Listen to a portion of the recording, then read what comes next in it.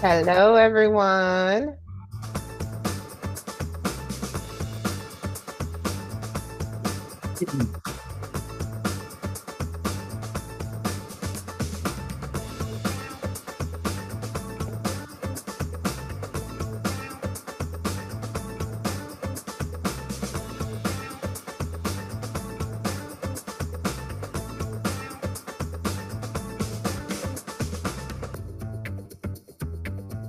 That means Mark's still dancing.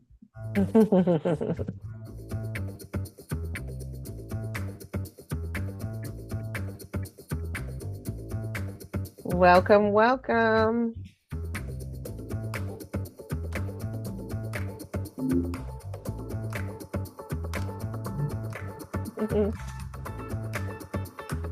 Thanks, Linda. Always good to see you.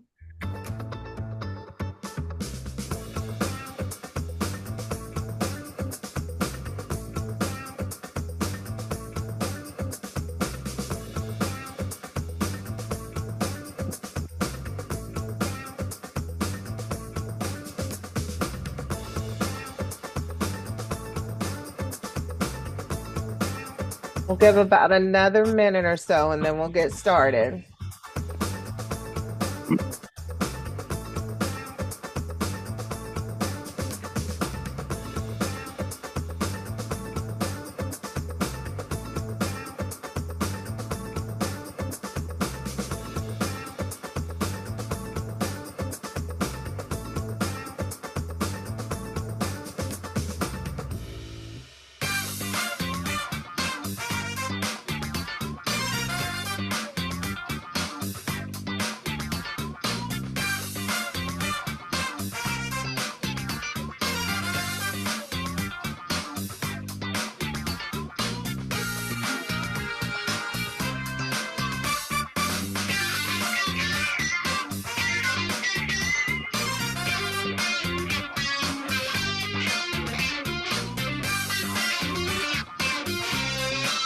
Okay.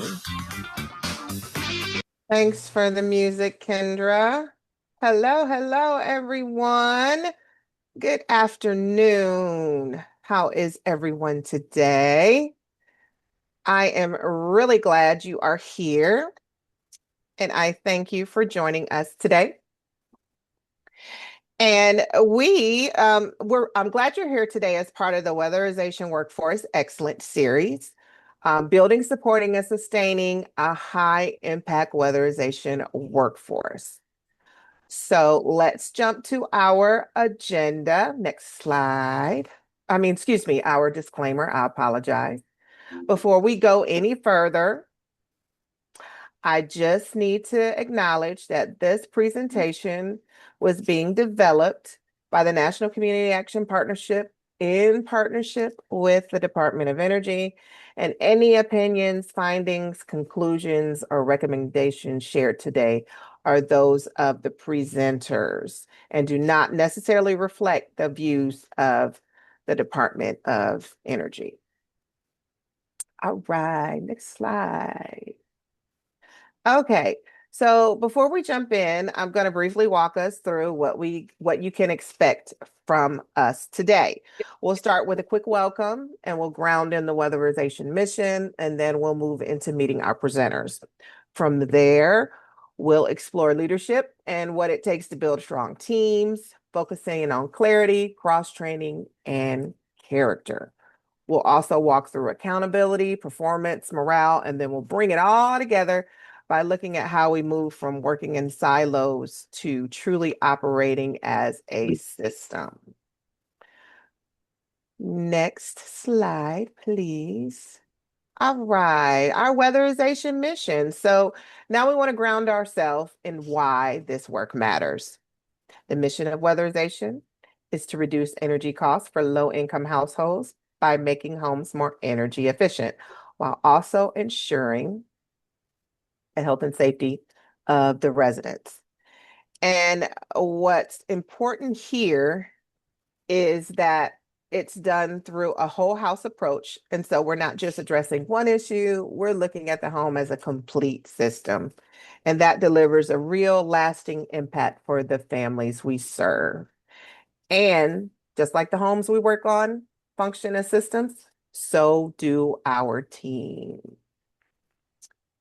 All right, we have a poll question um, that we are going to put up before we meet the presenters. Okay. How clear are the roles and responsibilities within your weatherization team?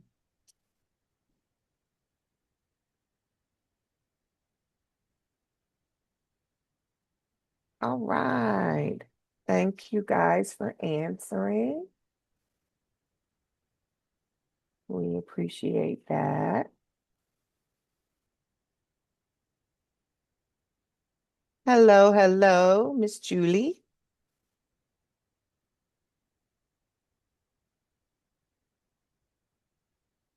Now, wherever you fall on that scale, there's opportunity because high performing teams, just like high performing homes, operate as systems. And when roles aren't clearly defined or aligned, the entire system feels it. So that's what today is about: strengthening clarity, accountability, and collaboration across our teams. So let's see our results. Okay, so 56% say it's mostly clear.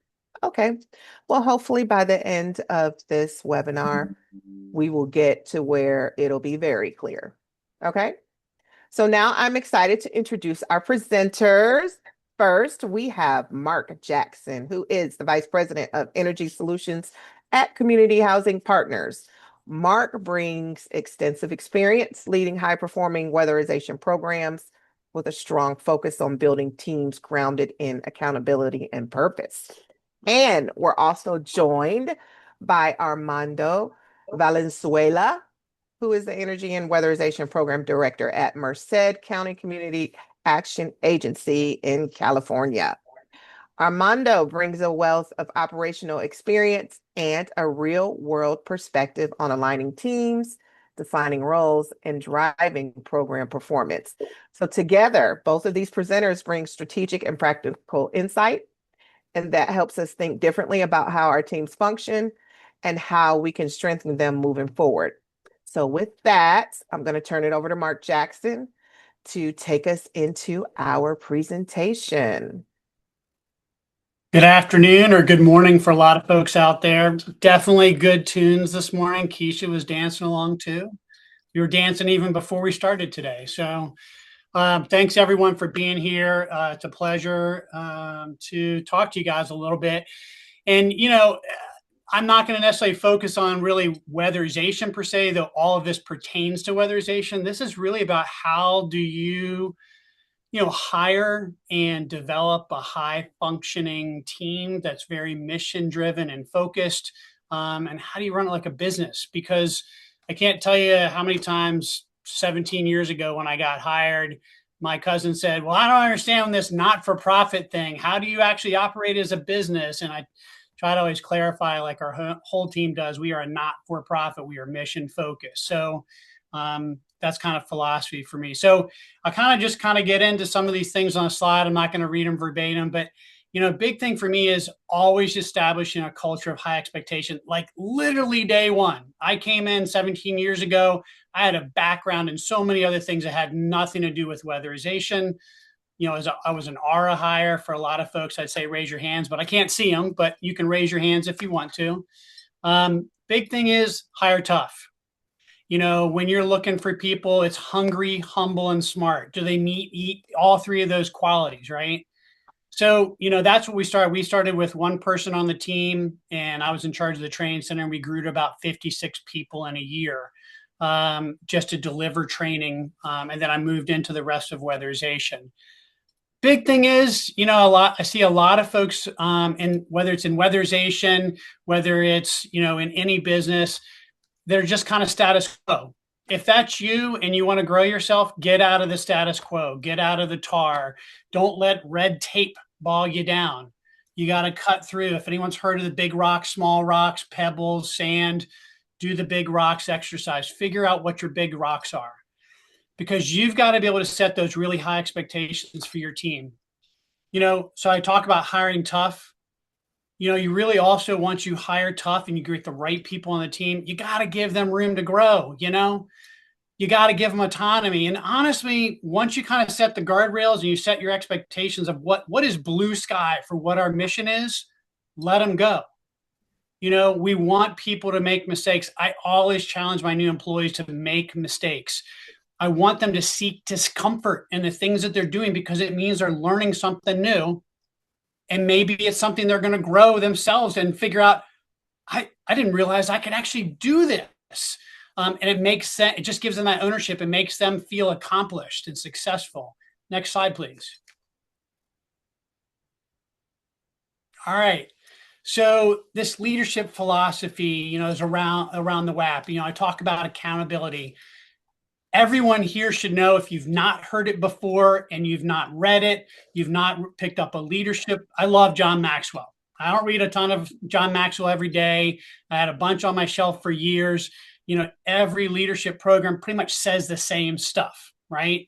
And that they're always cool. A lot of the small John Maxwell books are great. I don't get any money for John Maxwell, no royalties, so I'm not trying to plug John Maxwell. But a lot of the concepts are there, right? Own your mistakes. Your team needs to understand that even if it's not your mistake and it's your team's mistake or someone else, own it. It's like any relationship. Own the mistake, especially if it's yours. Take that off of people on your team.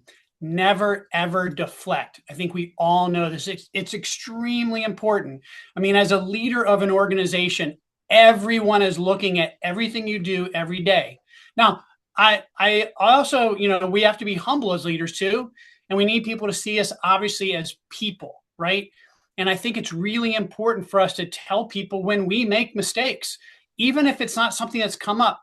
Talk about where we have sought discomfort as leaders and made those mistakes. And people will then, it helps people understand and see you as an individual, as a person, and a human being. I always tell people, that hungry, humble, and smart needs to apply to everyone in the organization. I also kind of tell them, you ever heard of humankind? Be kind as humans. Do the same thing as a leader. Be open door for everything. I also talk a lot about keeping blank space on the calendar. I can't tell you how many leaders I've talked to, even in my own organization, peers of mine, they say to me, I never have time for anything. My calendar is so booked. I'll call people and be like, you got like 2 minutes to talk? And they're double and triple scheduled. And I know sometimes we have folks that drive our calendars because other things are going on, meetings and things like that. Create white space. Never schedule meetings for an hour. Never, ever schedule meeting. Just because it fits nicely in there, schedule it for 42 minutes or 45 minutes or an 18-minute check-in. And people are like, 18 minutes? Listen, that gives you 12 minutes. You can go over. You got a little time to check some emails. But it also sets expectations for your team that it's okay to have white space. You don't have to schedule everything on the calendar. Whether you're in person, remote, hybrid, whatever, keep white space. It helps you and also gives access to you as a leader from your folks. So again, we talk about leaders being approachable. We always talk about here, I tell my team, make sure your folks know you are open door. Whether it's physically, just picking up the phone, text me, call me, email me, you want to be approachable. And you also want to be predictable. I've had my team come and say, hey, I made a mistake. And I'm like, hey, what's the mistake? Like, I think I lost $10,000 on that job. I'm like, okay, what happened? Why did it happen? What are we going to do to make sure it doesn't happen again? Because again, I encourage people to make mistakes. Armando was talking about earlier before we all jumped on. He does the same thing with his team, not trying to steal any of your thunder, Armando, but making mistakes is okay, right? Don't keep making the same one over and over repetitiously, because then you're probably asking, like, why do we keep doing the same thing, keep making the same mistake? And another one I know we talk about a lot of times is don't be defensive or dismissive, right? It's so easy in relation. So easy to, and also say, we tried that, it doesn't work, or no, we're not going to do it.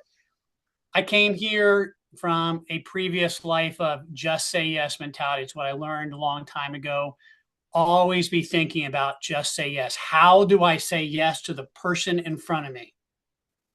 And sometimes it's yes, we can do it that way, but we're going to change the parameters a little bit of how we do that. Not nope, nope, nope. Be very open. Teach your team to be open. Validate, empathize, coach. I mean, coach is not, some people, oh, it's a bad word. Coach is an excellent word. Take time with your team. Be timely with everything. You see an issue, be timely. Even if it's not always just, obviously, when folks are doing things well and you want to praise them in public, but even when something's incorrect and you need to coach them, always do that in private, but be timely. The longer you let things go, the longer they're going to simmer and they could get out of hand. Next slide, please. All right. So, this is an interesting one. And a lot of these slides with these pictures you'll see are a lot of my team and a lot of the different things that we've done over the last probably 16 years. But I said early on, build a blue sky vision. And you really want to do it collaboratively. So you as a leader, you may know, it might be a mission from your organization. It might be something you feel strongly about. But I think it's really important with your direct leaders, especially, and sometimes if you can go down a layer, to really spend time and just sit down and create an open space, a forum for an hour, 2 hours, half a day, and talk about what should our blue sky vision be for where should we be a year from now? Where should we be 3 and 5 years from now? And it's really hard sometimes, especially with all kinds of different funding issues and staffing. I don't know where I'm going to be in 3 years from now or 5 years. But let the team, you can guide them, but let them be open to helping provide that blue sky vision. I heard someone else say this recently, start with the end in mind. It was actually one of our new directors at the state level. And it's an important one to think about. It's not just blue sky, but what defines what our success is going to look like. And then asking the team how we get there. Don't tell the team. I really try never to tell my team what to do. Again, autonomy, set the guardrails, set the vision with the team if possible, and then let them go. But sometimes it's asking them, how are we going to define success, and then how are we going to get there? What do you want to be in charge of? So next slide.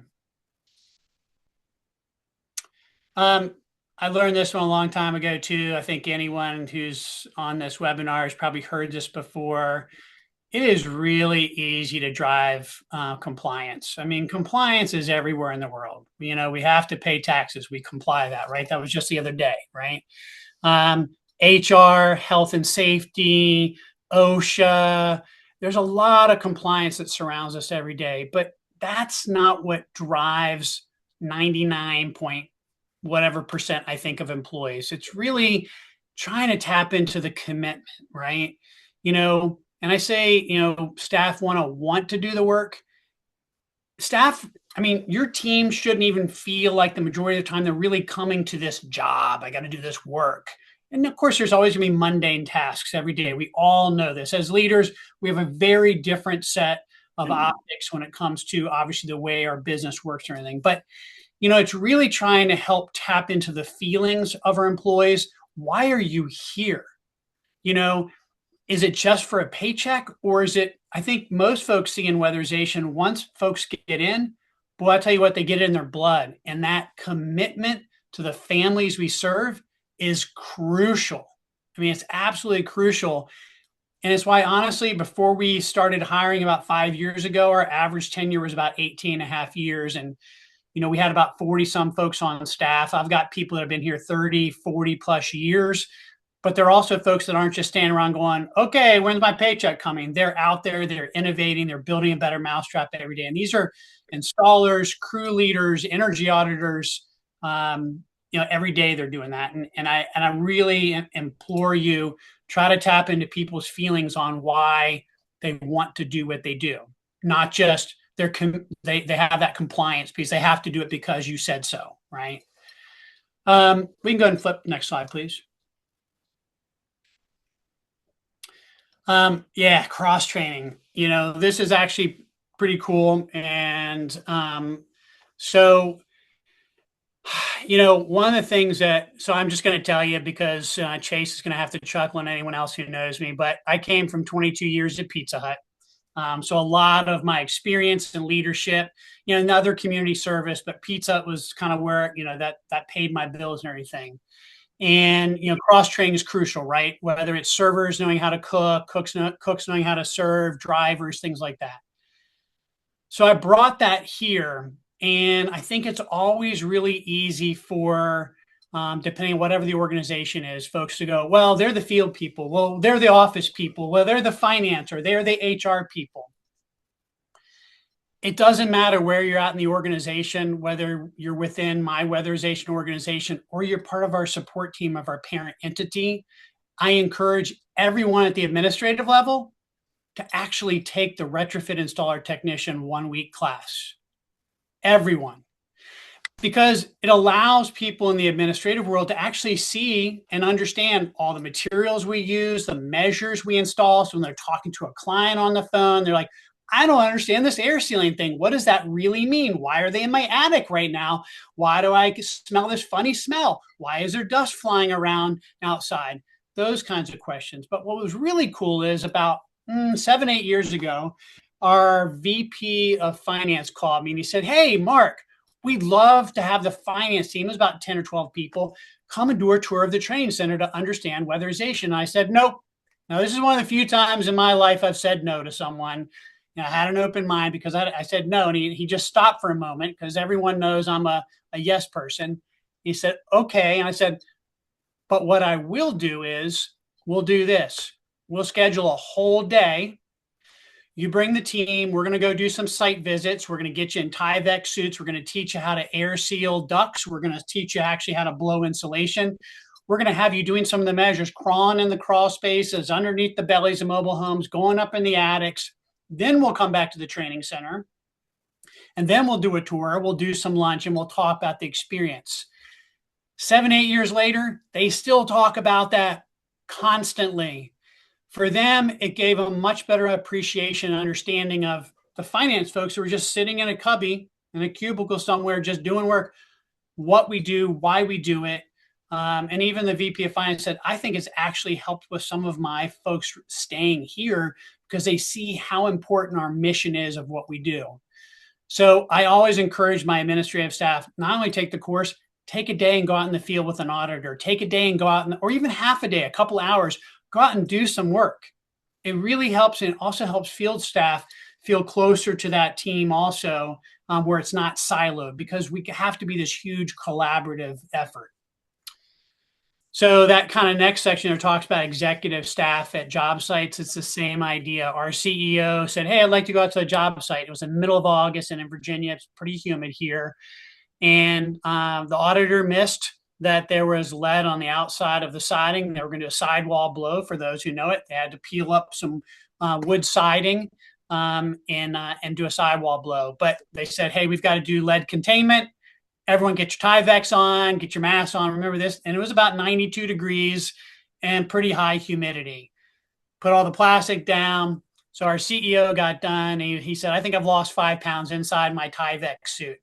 But it gave him a huge appreciation, but it was the team themselves, obviously a huge respect for our executive level of our organization. Next slide.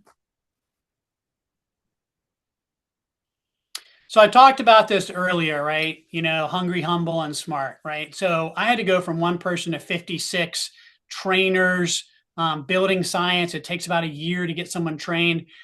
And I'll be honest with you, it was the Recovery Act. There was not a ton of talent. Weatherization, as we all know, was like this best kept secret in the country, this domestic public policy, nowhere else in the world. And then all of a sudden, $5 billion gets added for 3 years on top of a $200 million program. It was tough to find people. So whether it was then or even now, still today, we ramped from 40 people to 120 over about 3.5 years. There weren't weatherization folks. And I'm going to have to tell a story on one of our hosts today, Chase Counts, because it's a great story. Chase was finishing up Virginia Tech university. And I was telling my trainers, like, look, we got to find people. And one of my more senior trainers who had retired twice and come back for a third time, I said, hey, I need you to interview some of these folks that are coming out of college, blah, blah, blah. And he said, Mark, they know nothing about weatherization. And I said, you're absolutely right, John. But guess what? You're your second or third time out of retirement. Where are we going to get these folks?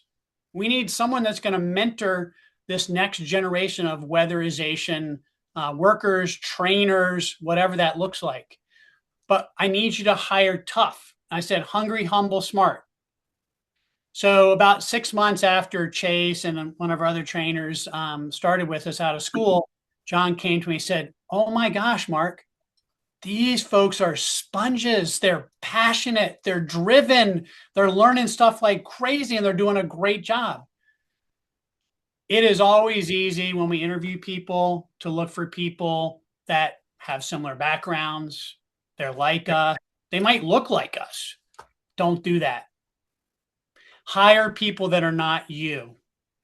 Well, hopefully they have good integrity. You have good integrity and good work balance and life balance and all that stuff. But don't hire people that have similar backgrounds and experiences all the time. You really want to get people in the door that have different experiences because they bring so much to the workforce. You know, we talk about casting a broad net. We start out with elementary school and middle school. Heck, you know, we had one trainer, he was talking about air sealing and insulation and the thermal boundary, but not in those kinds of terms. And it was wintertime. He had his big puffy jacket. He said, this is big and puffy. It's my insulation. It keeps me warm. If I unzip it, air gets in. But if I zip it up, call it air sealing, and kind of talked about that. You really want to get people excited and interested in energy efficiency and building sciences young. Not that you're going to start getting people out of elementary school. But we have our own internship program that we started about 5 years ago. Summer interns. It's for rising seniors out of high school, people that might be at community college. And we typically have 2 to 3 positions available. It's a 13-week, hey, kind of into middle of May to middle of August. And pretty much all those folks that we brought in for summer internships as installers, we actually put them through the RIT class, also the OSHA 10 class. They've stayed on. Most of them are still with us. So it's a great place to feed folks into your team. So again, I say hire tough. It's really easy to train skills. We all know this. Don't just hire someone. Oh, yeah, I worked in construction. Okay. Were you any good? What's your work ethic like? You really want to hire tough whenever you can. And I'd say next slide, and I can't remember if this is my last one or not. Oh, it's not. All right. I said this before, underperformance, you always want to act quickly. Crucial situation for this. So really, really important. I had a situation where I had someone in my organization that was just no. They were closed-minded to everything. I was in a meeting with my execs, and it was like, no, we can't do that. No, we can't do that. And at the next break, I said, hey, this person and I are going to step aside for a few minutes. And my boss later said, what was that about? And I said, I had to address that right then and there. And she said, wow. And I said, well, he's getting ready to go vacation for a week. It's going to be out of his mind and the whole situation. If something happens, obviously, again, address it in private, but do it immediately. You know, your team wants leaders who are going to maintain culture. Bad apple ruining the barrel. We all know it's true. Your team is going to perform to your lowest performer. Doesn't mean you can't have steady eddies and people that are just kind of doing their job and doing a decent job, but people that are pulling the team down will always pull them down. Either do a performance improvement plan and help them. People always, I remember at Pizza when I started out as a cook, oh my gosh, they got written up. It's not a bad thing. It's a way to improve performance through a positive means of doing that, because we've invested a lot of people in employees. So, we want to do everything we can to keep them. All right, let's go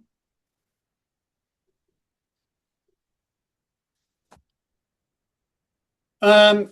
And I know I'm pretty close to time here, but I would encourage always that personal connection. I actually handwrite birthday cards to all of my team and enclose a $25 gift card.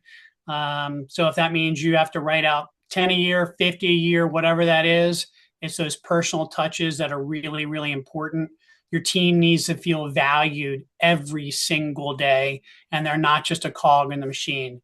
Next slide. And again, as I've said before, failure is always inevitable. And that's part of being a leader. But stretch yourself as leaders. Really important to have those failure moments. The last thing I will really touch on for just a moment is the whole buddy to boss transition. A lot of times people go, oh, they're doing a really good job and we're expanding. We need someone to lead the team. Just because someone's a subject matter expert does not mean they have the knowledge, skill, and ability, interpersonal skills, communication to actually lead people. Really ask the tough questions when you're moving someone into a people leader, because that buddy to boss transition is the hardest transition to make in any organization. And again, thank you for the time today, and I will cede my time over to Armando.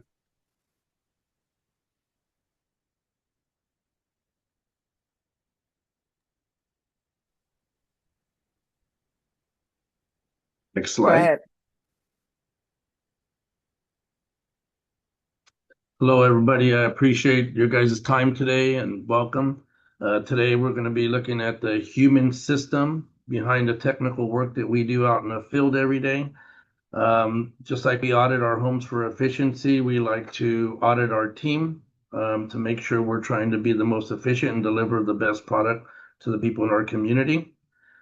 So we like to address the house as a system. Just as the house interacts with different components, insulation, HVAC, airflow, etc., our WAP team needs to have interacting roles so we can all perform to the best of our ability. If one part fails or one individual isn't doing their part of the job or living up to their responsibility, then the whole structure breaks down the program and how efficient it is. Success requires alignment through all different phases of the construction, from intake to the field work to the administrative staff. And that is, all them components have to work together in order for it to operate efficiently. Our goal is moving from working in silos to an integrated system, which we will touch in detail on a later slide. And our focus is clarity, accountability, and collaboration. Next slide, please. So defining a high performance team is weatherization team is more than just a collection of skilled technicians. It's an integrated unit where administrative and management roles are synced to ensure accountability and safety. We have 4-pillar structure that we use here in Merced, as that we think that puts us in the best position to be successful. And accountability starts with file integrity and quality control to ensure every dollar is tracked and every measure meets our standards. We have a 3-tier review process for all of our files to try to assure that we do not leave anything behind. And because as a nonprofit, we all know that if something is not billed, then we basically lose that money. So it is very, very important to us to make sure that our files are really put together well, and it's like a book that is able to be read by any auditor who comes to our agency. So clarity, everyone knows their specific role in the pipeline, what their job is, from, again, intake to our invoicing staff, to our field staff, to our QA staff that goes to the final inspection to make sure nothing has been lost or nothing has been done that doesn't meet the specifications. So collaboration, removing the silos between the office staff who handle eligibility and the field crews who handle technical work. We have a really good communication process. We have group texts that go between our office staff and our field staff to be able to collaborate throughout the day. If there's an issue with the file we're invoicing, my office staff could text the group or the field and crew who did that work and ask them for clarification, just to not slow down the invoicing process and help us continue meeting our production goals. Innovation is using data and smart technologies to track real-time energy savings. We have access to the PG&E portal, And we at times talk to our clients that we've serviced, and they allow us to go back and pull a bill a year later to see what the benefit of the services that we provided to them and how much savings they're seeing from the weatherization program. Next slide, please. So roles and structures are very important. For a team to be high performing, management must provide the framework for success. Our program manager, for example, his primary responsibility is oversight and budgeting and federal compliance. High performance impact ensures funding stability and strategic vision. Our intake specialist primary responsibility is verifying the household eligibility and priority points to ensure that they are qualified to go through the weatherization program. The high performance impact prevents deferrals and ensures the highest need is met first. We always try to assist the seniors, disabled, and vulnerable population because they are the ones that we feel need the most attention. So in aspects in regards to the quality auditor, the primary responsibility is conducting energy audits and safety checks. It's very important to ensure that we don't leave the home in an unsafe state. The high performance impact from that is guarantees that the technical work plan is effective and it got followed through the whole process. The crew lead and the foreman, their primary responsibility is managing on-site production and safety. It is their job. They're the bosses on the job every day. So it is their job to assure that everybody is within compliance and following OSHA and EPA regulation and all safety regulations that we have to follow in the construction industry.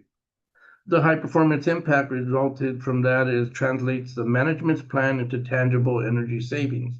We know that the job we do, we can make a big impact, or we can not have a good process, and then we can go through with caulking guns and provide a very minimal benefit to the client. So we try to use our diagnostic equipment and our training to make sure that we provide the biggest impact for the invested dollar. Next slide, please. So role clarity, we're going to dig a little deeper into that. Our office staff, beyond paperwork, you are the gatekeepers of eligibility. They are the ones who control who basically qualifies from the program based off of the information provided. Management, beyond oversight, you are the strategic navigators. We have a vision in our agency on where we want to go, and we need everybody to be on board to reach that goal that we have. So it's really having group meetings all the time to where everybody is knowledgeable on where we're at with our programs, with our funding levels, and where we need to improve at that time, wherever we're at within our grants. Field staff, beyond installation, my field staff, they are the experts of efficiency. They've been trained, they do the work every day. I'm positive and graceful enough to have been out in the field and learn a lot of these aspects and the processes, diagnostic testing. So I think I look at the jobs a little different than the average director if they don't have the work experience. I came up through the ranks through the agency, and 17 years later, I recently had the opportunity to become the program director. So I look at things a little different. I try to look at things from the field staff point of view, but also the management point of view. Next slide, please. So the administrative backbone, the pipeline, we all have a pipeline, and every part of the pipeline has its specific process, and it's all very important. So intake and assessment, ensuring the right homes are prioritized to meet our federal and state targets, to make sure that the houses can be worked on. When we do intake for utility, but we also do for weatherization. So we try to maximize the benefit for every client coming through the program to assist them with anything possible through the umbrella of our agency. File integrity. Why, if it isn't documented, it didn't happen. Because if an auditor comes through and they can't open your file and read the book and see exactly what transpired through the whole process of work, or there's questions because something is not documented well, then it just brings more question, and then that's where the issues arise. If we have everything laid out properly and everything is described with good communication, and we have pictures that document and support all the measures we installed, then the auditors tend not to have very many questions, and they feel satisfied that we provided them with all the information needed for them to audit the file and do it completely and thoroughly. So next slide, please. Accountability and quality control. We know our quality and control inspectors are the ultimate check and balance at the end of the process, and that is a very important job for them because we need to catch any issues that the crews may have left or something that was forgotten. QCI, or the quality control inspection, is something that we take a lot of pride and quality in doing. Our QC inspections take an average of 2 to 3 hours. Because we go through every measure, verify, and make sure that everything was done correctly with the file review before it gets turned in for invoicing. This reduces the time for the invoicing staff to try to find or make corrections for things that the QCI has already found. Safety and accountability, zero tolerance for missed combustion safety or lead safe practice. That is something that we are very, very thorough about because we know it can have a really negative impact on the clients and also our agency as us being the contractor that worked at the home. So we follow the EPA regulation and the combustion safety protocol to the T. And if there's something that is not right, we will go back, we will revisit the home, and we will reopen that and redo the combustion test again to make sure that there was something that was, not left unsafe for the individual. Data-driven management, using metrics, using completed average cost for the home to track the health of the individuals. We have group meetings to where we all sit down as a department to talk about where we're at with production goals, where were we at with our ACPU that we're required to meet in order to continue to provide services on a yearly basis. It is everybody's job to be aware of that. I like to inform all of my staff on what are the important factors that keep us working. The ACPU, our production, where we're at with budgeting are all important factors that I feel everybody needs to be aware of, not just the administrative staff, but also the field staff, because that opens their eyes into understanding that too much downtime, it has a negative impact on us. Too long of install times have negative impacts on us. So I think it's crucial for the whole department to have a good understanding of the whole process of the whole weatherization program. So next slide, please.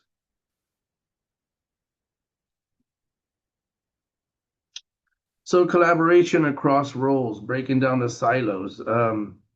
I feel that we do well with the DOE WAP program here in Merced, California, but I know that we look good as a network together throughout the whole continental United States for providing the WAP program. So we like to reach out to other agencies to get information. We attend training conferences. We want to hear what other people do in different areas. It is very impactful for us to go to a conference and come back with information regarding measures that we didn't install before. I had a good experience through the Energy Out West conference where I learned how to do wall insulation. I brought that back to Merced and we dove in and we made our mistakes, kind of like Mark touched on earlier. We made mistakes, but we did not continuously make the same mistake. But what that did is it empowered us to do things that we didn't have the training or didn't feel confident in being able to do prior to that. So I would encourage everybody to go out to conferences, meet, network with other people that do the same work in different climate areas, because you'll see everybody's approach is not the same, but it will also open your eyes to different processes and different things that you maybe didn't think about before you went out to that conference. We have weekly meetings with all of our staff. We have tailgate meetings with the field crews on a weekly basis, going over OSHA compliance, making sure everything is being done safely and effectively out in the field. Accountability for all the jobs that we do and anything that goes right or wrong. We're all accountable for when something positive happens. They look at the agency and, oh, you guys did a good job. But we also got to understand that there's mistakes being made out there, and we all got to be accountable for those as well. Me as a program director, I'm accountable for everything that happens in this department, and I take a lot of pride in that. And I go out to the field to talk to my field staff to show them how to install certain measures. Like I said, I came up in the ranks and I have my own contracting license, so I'm well versed in construction. So I still like to go out and get my hands dirty, go work with some of the new guys to make them feel more confident that we're empowering them and putting them in a place of success and not just throwing them out there and not giving them no training or having them, have more chance of failure. Continuous learning, I think, is part of the job. I mean, just like construction, weatherization program policies change every 3 years, and things change through our WAP programs often, so we need to be updated every time any kind of changes come about. We've been very successful with doing peer training with the other agencies. To the right are the 6 agencies we've helped do some training with them in regards to DOE auditing and the approach we take to houses. I hear a lot from people that they ask Merced, how do we find so many DOE houses? And I tell people, how do you guys not find DOE houses? Our approach to every home is it's going to be a DOE home until there's a reason that we can't make it a DOE home. We don't like deferrals. We're trying to look for avenues to success and not reasons for deferral. So when we see something that's outside the box or a little difficult, our minds together, we try to come with a viable solution, and then we move forward with that. And we've been very successful at deferring minimal properties for the WAP program. Next slide, please. So establish a shared vision. High-performing teams understand that they're not just fixing houses, they're providing financial empowerment and healthier environments for the community. I tell my staff all the time when we go into people's homes that we need to have respect for them. There are people that need help. They come to us in some of the most vulnerable times in their life. A lot of people don't like to ask for help, so they're apprehensive to allow us to work in their home in the first place. So when we go in and we conduct ourselves professionally, we make sure we clean up, we treat people with respect. We have really good responses from that. People are very, very receptive once they see our approach to their home, because we tell them, this is your home. We appreciate you guys letting us come in to do the work to help you. But we also know it's a big step for people to have confidence in somebody they don't know to come in and out of their home for the duration of the time that work needs to be done. Next slide, please. So leadership practices for high performance, from monitoring to mentoring, transparent decision making, explaining the why behind policy changes. Again, we have normal meetings that when there's ever CPNs that come out or policy changes, we always have group meetings with all the staff. So even the field staff is aware of what policy changes have been made, because even policy changes in regards to budgeting or the way we bill something still funnels down to the people that are working in the field. So we always bring everybody in as a group because it's best to have the knowledge and be aware of what's going on. It'll make you more inclined to try to help meet those requirements and make sure that we follow all the policy. Empowerment, giving staff the tools and training to solve problems on site. We have large trucks similar to U-Haul trucks that we have every tool you would need to handle any job through the weatherization WAP program. And we do that in order to reduce any return trips to the store or not having the tool or the equipment to do the job and having to go back. We're a smaller agency, so we want to be as efficient as possible to keep our production numbers up, because we know that being small requires more effort because we don't have that many people, but we still want to meet production numbers. So we always make sure that our staff is aware and updated with everything. If they need tools or there's tools that you have broken, they come in and ask, we replace them, just to make sure that we give them the right stuff so they can finish the job out on the site. And training, we do a lot of OJT even before the kind of network kind of moved over that kind of process. We've been doing on-the-job training for years and years and years. I came in 17 years ago, and that's when we really started doing a lot of on-the-job training because of the experience we have here. I think we can teach people the policies and the way we want them implemented. So, somebody who has a lot of experience is also a good candidate for hire, but I would feel that the blank slate sometimes is better because we can mold them into the individuals that we want them to be. And when they see the work ethic around here, they have to live up to that. So if there's one person not really working as hard as everybody else, it's very noticeable because a lot of us people here are committed to providing the best quality product that we can for the people we serve. Recognition, celebrating to save a complex job done right. We have that recognition and we recognize those every day because there's very complex houses we work on in our area. And again, trying to find avenues for success and not reasons for deferral is what we do here. So we don't like turning seniors away saying we can't help them. We don't like turning anybody away. So again, thinking outside the box sometimes, coming up with a collective group effort on decision on what we're going to make with everybody's input is of value to all of us because again, we don't all think alike. And if somebody has a different thought, it may lead us to a good avenue of success. So next slide, please. The impact of harmony, what success looks like. This is my group that I work with. We're a small agency, but we really are empowered to help families that need the assistance in our community. We take a lot of pride in what we do, and we've had a lot of success with the approach we take with the WAP program. One of the positive things that we provide to our community are reduced energy burdens for families, fewer audit findings for state monitors, and higher staff retention and morale. People helping people through precision and partnership. And like I tell people all the time that the quality of work that we do in homes needs to be the same as if it was in our home. So we take a lot of pride in that work. We do top-notch work in the homes to provide the quality that low-income families deserve. So next slide, please.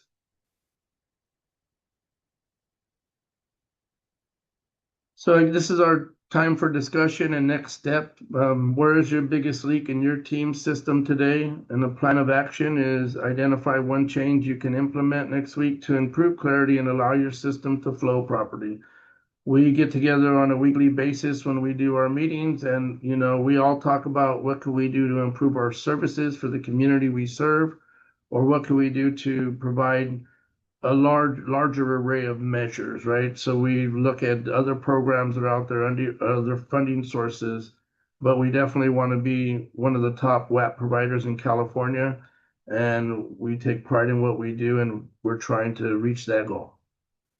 I appreciate everybody's time today, and if there's any questions, then I'm sure they would be able to give you guys our contact information. If you guys had any questions or any information you want, feel free to reach out in the future. And again, thank you for your time today. Thank you, Armando and Mark. Thank you so much. If you guys have any questions, please feel free to put them in the chat. Let's go on. I got a couple of bumper slides I need to tell you guys about.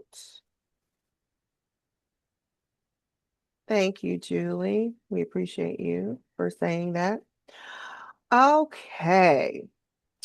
So before you go, we want to make sure, that you are connected with us. And as you can see from this slide, there is our Weatherization Plus slide to where we invite you to subscribe to it. It's our bi-weekly newsletter. It features tools, resources, and updates to support your work in the field and beyond. Next.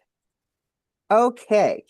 Now, this is our WAP Pro. If you are looking to take your leadership to the next level, we encourage you to check out our WAP Pro, which is AKA the Weatherization Leadership Professional Development Institute.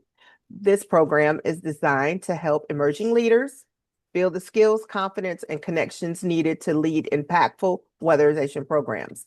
The applications are open and it will close at the end of this month, April 30th. Sessions will run virtually from June through November. And if you are ready to grow into your next level of leadership, this is a great opportunity to do just that. It is a competitive process, so we encourage you to go ahead and get your applications in. Thank you, Chase. this is we thank you today for for joining us on this particular webinar. But we also have two more left in this series. We have one coming up on the 23rd, which is Innovative Strategies for Recruitment by Reaching Youth and Beyond. And that is Thursday, April 23rd. And then our final one in this series is Wednesday, April 29th.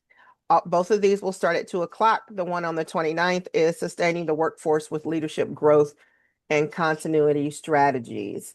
We also have another series coming up after. It will start in June. It is an operational series, and we will talk about systems, various systems in the field and the administrative parts of weatherization.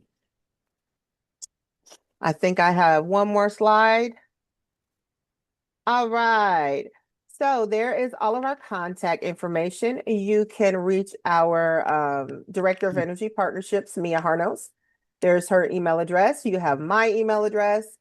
You have Mark's email address, Armando's email address, our website, and also the energy email address at communityactionpartnership.com. I do want to tell you that all of the webinars, including this one, is eligible for one CEU. But in order to be eligible, you have to remain on the webinar the entire time. So the presentation and recording will be sent out in about 2 weeks. And then if you have any questions or you need any kind of support, there's our contact information. Please feel free to reach out. Are there any questions in the chat that I am missing, you guys? Oh, thank you, Joseph. WAP Pro 2.0 was a great experience. Thank you. I appreciate that. All right. So let me just say this. I really appreciate you guys taking time out today to join us. And just remember that when we strengthen our people and our systems, we strengthen the impact of weatherization. So thank you again. I'll give you back 4 minutes and you guys enjoy the rest of your day. Thank you so much.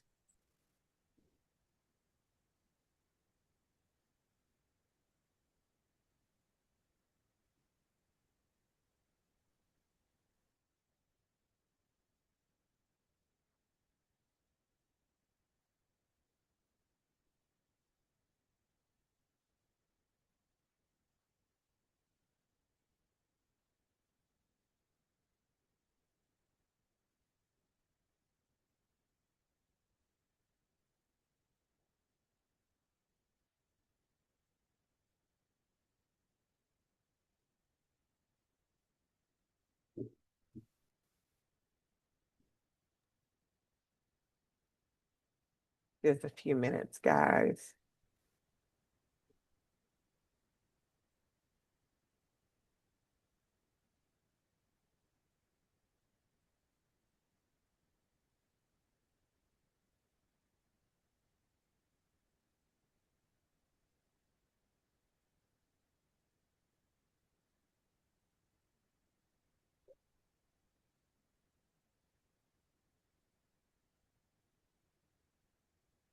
Making sure everybody's